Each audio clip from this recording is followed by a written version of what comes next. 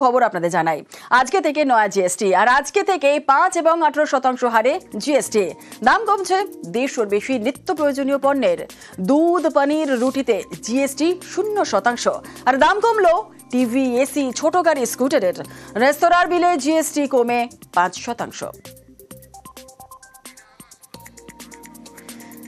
যেমনটা আপনাদের জানাচ্ছিলাম, জিএসটি কমলো এবং আজকে থেকেই এই নয়া জিএসটি, আজকে থেকেই 5 এবং 18% হারে জিএসটি। দাম কমছে দেড়শোর বেশি নিত্য প্রয়োজনীয় পণ্যের। দুধ, পানির, রুটিতে জিএসটি 0%। দাম কমলো টিভি, এসি এবং ছোট গাড়ি আর স্কুটারের। রেস্তোরাঁর বিলে জিএসটি কমে 5%। যেমনটা জানাচ্ছিলাম আপনাদের, মেডিকেল অক্সিজেনে ছিল আগে 12%, এখন হলো 5%। ডায়াগনস্টিক কিটস এবং এজেন্টে সেখানে আগে ছিল 12% আর এখন 5%। গ্লুকোমিটারেও এখানে আগে ছিল 12%, এখন হলো 5%। পাওয়ারযুক্ত চশমা 12% ছিল আর এখন হলো 5%। জিএসটি কমলো হেলথ কেয়ারে। জিএসটি কমলো শিক্ষাক্ষেত্র। ম্যাপ, চার্ট, গ্লোব আগে ছিল 12%, এখন হলো 0%। খাতা, নোটবুক সেখানে এক্ষেত্রেও কিন্তু 12% ছিল আর এখন হলো 0%। কৃষিক্ষেত্রেও ট্রাক্টরে আগে ছিল 12%, এখন হলো 5%। আর ট্রাক্টর, টায়ার এবং পার্টস 18% ছিল আর এখন হলো 5%। বায়ো, পেস্টিসাইড, মাইক্রো নিউট্রিয়েন্টস ছিল 12%, হলো 5%। ড্রিপ ইরিগেশন সিস্টেম আগে ছিল 12%, এখন হলো 5%। কৃষিক্ষেত্রে জিএসটি কমলো। কৃষি এবং বনক্ষেত্রে ব্যবহৃত যন্ত্রপাতি আগে ছিল 12% আর এখন হলো 5%। অটোমোবাইলের দিকে যদি নজর রাখি, সেখানে পেট্রোল, হাইব্রিড, এলপিজি এই সমস্ত আগে ছিল 28% এবং এখন হলো 18%। অটোমোবাইলেও কিন্তু জিএসটি কমলো। 12 সিসির নিচে 28% ছিল আগে আর এখন হলো 18%। ডিজেল চালিত হাইব্রিড গাড়ি আগে ছিল 28%, এখন হলো 18%। এবং 3 চাকার গাড়ি আগে ছিল 28% আর এখন হলো 18%। মোটর সাইকেলের দিকে যদি নজর রাখি, 350 সিসির নিচে 28% ছিল আগে, এখন হলো 18%। এবং বাণিজ্যিক দ্রব্য পরিবহনের গাড়ি 28% ছিল আর এখন হলো 18%।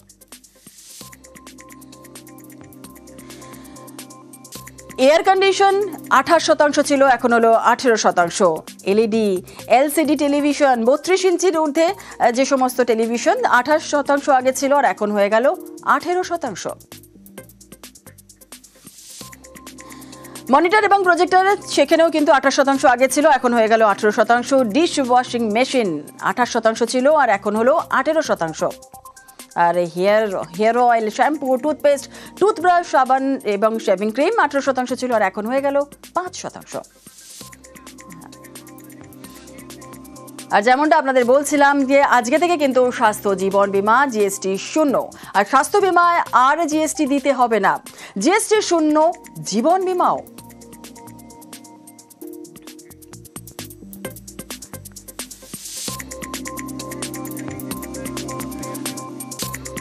আজকে থেকে 33 জীবনদায়ী ওষুধে জিএসটি মকুব। ক্যান্সারের মতো ওষুধে সেখানে 3টি ওষুধে জিএসটি প্রত্যাহার। পুরনো ওষুধে নতুন জিএসটি অনুযায়ী দাম কমছে একাধিক চিকিৎসা সামগ্রীরও।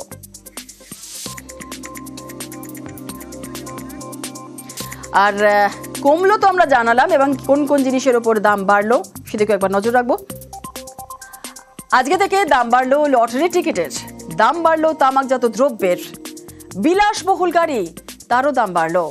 আরও দামি হলো কিন্তু বিলাসবহুল গাড়ি। এর পাশাপাশি পান মশলা, গুটখা, সিগারেট 40% জিএসটি। আর ক্যাফিন পানীয়, এসইভি গাড়িতেও জিএসটি বেড়ে 40%। কার্বোনেটেড সফট ড্রিঙ্কস, ক্যাফিন জাতীয় পানীয় এবং নন অ্যালকোহলিক বেভারেজ 40% বাড়লো। বিলাসবহুল বড় গাড়ি, এসইভি 1200 সিসি থেকে 1500 সিসি ইঞ্জিন যুক্ত 40% বাড়ল। মোটরসাইকেল 350 সিসি বেশি যে সমস্ত গাড়ি মোটরসাইকেল রয়েছে সেখানে 40% বাড়ল।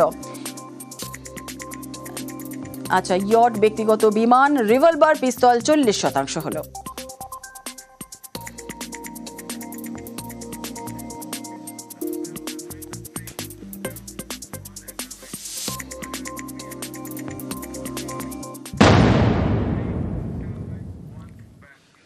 পৃথক ট্যাক্স থেকে মুক্তি এবং নয়া জিএসটিতে কর কাঠামোয় বেনজির সরলীকরণ দাবি প্রধানমন্ত্রী নরেন্দ্র মোদীর সাশ্রয়ের উৎসব বলেই বার্তা। नवरात्रि के पहले दिन से देश आत्मनिर्भर भारत अभियान के लिए एक और महत्वपूर्ण और बड़ा कदम उठा रहा है। कल यानी नवरात्रि के प्रथम दिवस 22 सितंबर को सूर्योदय के साथ ही नेक्स्ट जनरेशन जीएसटी रिफॉर्म्स लागू हो जाएंगे। कल से देश में जीएसटी बचत उत्सव शुरू होने जा रहा है। इस जीएसटी बचत उत्सव में आपकी बचत बढ़ेगी और आप अपनी पसंद की चीजों को और ज्यादा आसानी से खरीद पाएंगे। আর অবশেষে মমতা দাবিতে মান্যতা কেন্দ্রের বিমান ওপর থেকে জিএসটি প্রত্যাহারের দাবিতে গত বছরে কেন্দ্রীয় অর্থমন্ত্রীকে চিঠি দেন মুখ্যমন্ত্রী। স্বাস্থ্য ও জীবন বীমায় জিএসটি প্রত্যাহারের দাবিতেই 2024-এর 2 আগস্ট নির্মলাকে চিঠি পাঠান মমতা। এবার সেই পথেই হাঁটল মোদী সরকার। আজকে থেকে কার্যকর হলো নতুন জিএসটি আর রাজ্যের উদ্যোগেই জিএসটি সংস্কার, বললেন মুখ্যমন্ত্রী মমতা বন্দ্যোপাধ্যায়। যে যাই বলুক ভাষণ দিয়ে আত্মকেন্দ্রিক, ইটস ক্রিস্টাল ক্লিয়ার। ম্যানুফ্যাকচারিং ইন্ডাস্ট্রিতে কাউকে জ্ঞান দিতে হবে না, আমরা নাম্বার 1। স্মল স্কেল ইন্ডাস্ট্রিতে উই আর নাম্বার 1। 100 দিনের কাজে আমরা নাম্বার 1 ছিলাম বলেই আমাদের টাকা দেয় না 4 বছর ধরে। বাংলার বাড়ি দেয় না 4 বছর ধরে, আমরা 1 নম্বরে ছিলাম। গ্রামীণ রাস্তাও আমরা 1 নম্বরে ছিলাম, দেয় না। আর এই যে দেখছেন ইন্স্যুরেন্স নিয়ে যারা কৃতিত্ব নিচ্ছে, কৃতিত্বটা কিন্তু ওদের নয়, কৃতিত্বটা রাজ্যে। ইন্স্যুরেন্স তাতে জিএসটি নিয়ে যাবে না। ভারতবর্ষে প্রথম চিঠিটা লিখেছিলাম আমি। এইটা করতে গিয়ে আমাদের 20,000 কোটি টাকা জিএসটিতে রেভিনিউ লস হলো। সব স্টেটেরই হয়েছে, তারা তো ঘূর্ণপথে পেয়ে যাবে, আমরা তো পাবো না। আমরা তো 1,92,000 কোটি টাকা পাই এখনো। একতরফা টাকা যাবে আমাদের আর ক্রেডিট নেবে তোমরা, তা তো হবে না। ক্রেডিটটা রাজ্যের, ডিসক্রেডিটটা তোমাদের।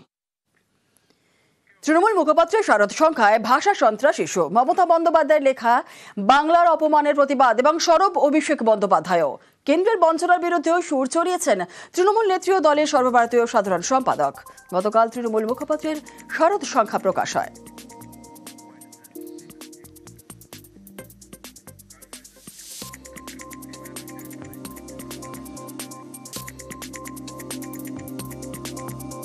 আজকে বাংলা ভাষায় কথা বললে অত্যাচার করে তোমাদের নেতারা। কেন? আমি তো হিন্দি ভাষীর উপর অত্যাচার করি না, তারাও আমাদের বাংলায় থাকে।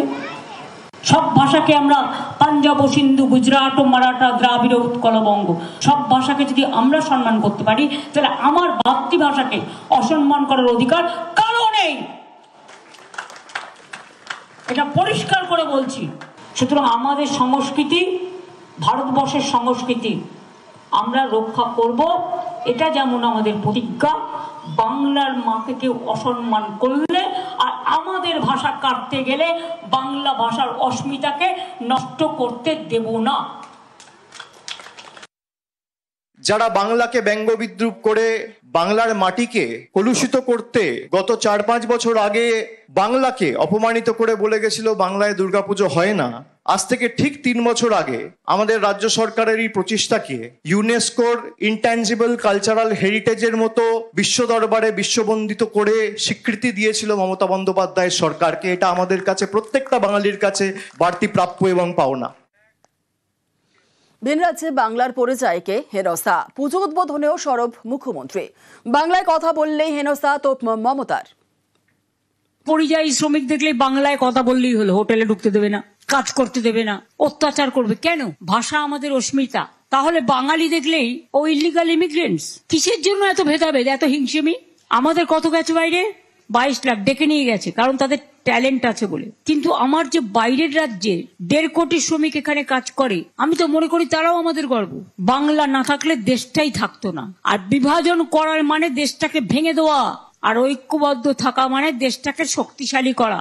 আপনার তো প্রয়োজন নেই অন্য ধর্ম মানা, কিন্তু আপনি অসম্মান কেন করবেন? এসআইআর নিয়ে সরব মুখ্যমন্ত্রী, নির্বাচন কমিশনকে নিশানা মমতার।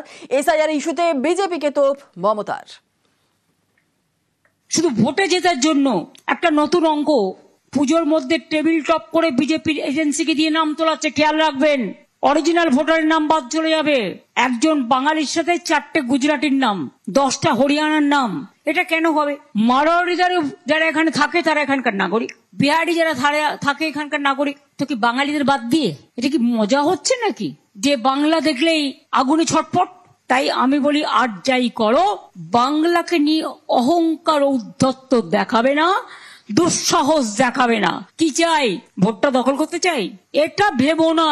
বাংলার মানুষকে বাদ দিয়ে তোমাদের কোটি কোটি টাকা আছে বলে প্রচারের মাধ্যমে আত্মনির্ভরশীলতা বাঁচাবে কোত্থেকে?